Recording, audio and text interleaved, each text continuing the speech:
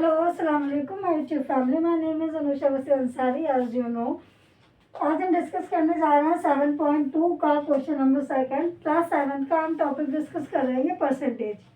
तो question number second कहता है convert each part of the ratio two percentage. जितने भी हमारी रेशो दे रखी है उसको किस में कन्वर्ट करना है? परसेंटेज में। मतलब रेशो का सम करके हमें जैसे भी करके आंसर परसेंट में लाना है। तो ये कितना हो जाएगा? 3 + 1। कभी भी दो रेशो दे रखी है, आप उनको सम कर देंगे तो 4 आ जाएगा। अब पहली यूनिट दूसरी यूनिट, तो पहले हम एक यूनिट निकालेंगे फिर दूसरी यूनिट निकालेंगे। तो ये आ जाएगा 3 और नीचे हमेशा टोटल आता है इंटू में 100। अब इसको आप काट दें।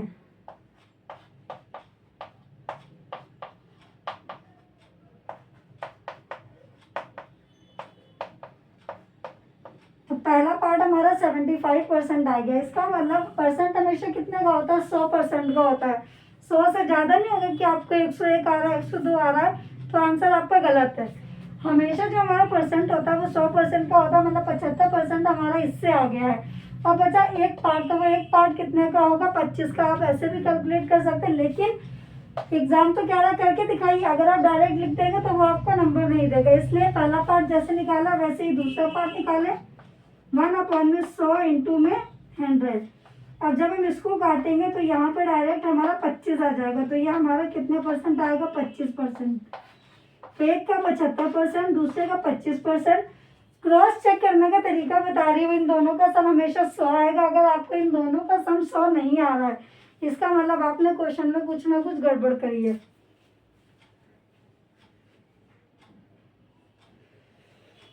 तो यहाँ पे ये वाला आपको समझ में आया? ए पार्ट। अब चाहे 3 रेशो दे रखी हो चाहे 4 रेशो दे रखी हो, हमें बस आंसर से मतलब है। 3 दे रखी है तो इसी को 3 बार कर देंगे, 4 दे रखी है तो 4 बार कर देंगे।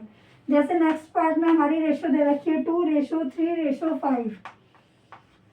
अब बच्चे कहते हैं अब भी ये तो हमसे हो गया 2 पार्ट, लेकिन 3 वाला तो होगा नहीं मैम, अब हम ये वाला कैसे करेंगे? तो तीनों का सम कितना होगा? 3 2 5 5 10। मतलब ऐसे लिख दोगे आप।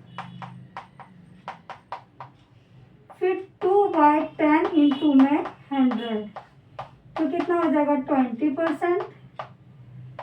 3/10 इंटू में 100, ये हो जाएगा 30%।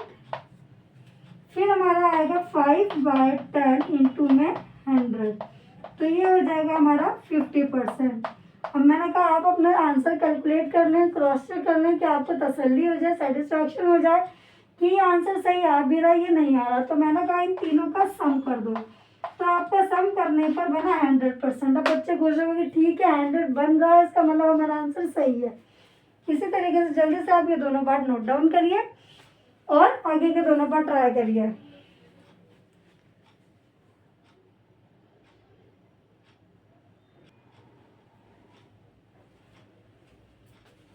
तो दोनों पार्ट्स हमने कर लिए थे। अब हम यहाँ पे डिस्कस करते हैं सी और डी पार्ट। तो सी पार्ट अभी मैंने आपको क्या बताया, बच्चे कहेंगे अब तो हम खुद ही कर लेंगे, इतना इजी हो गया अब ये। तो 1/5 इंटू में 100, 20%।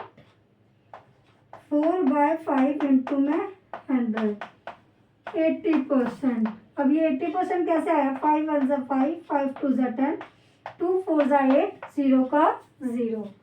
अब हम यहाँ पे डी पार्ट कैलकुलेट करते हैं। तो तीनों का सम कितना आ रहा है? 8। 1/8 इंटू में 100, 2/8 इंटू में 100, 5/8 इंटू में 100।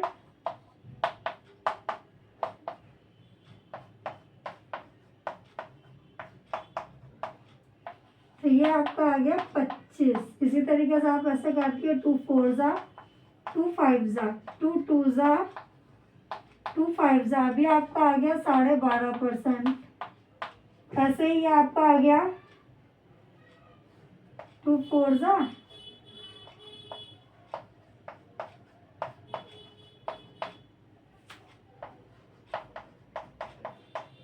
आप ऐसे लिख सकते हैं 5 5 ज़ा 25। अब इसको डिवाइड कर लें। 2 6 ज़ा 12, 2 2 ज़ा 4, 2 5 ज़ा 10%। आपके तीनों यहाँ पर आगे ज़रूरी नहीं है, कि आपका डायरेक्टली हो सकता है 20%, 80%, 60%।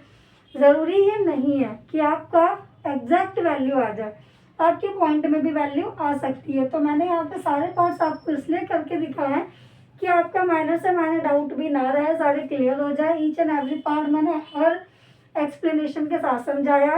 तो जल्दी से आप 2 क्वेश्चन होमवर्क में लिखिए।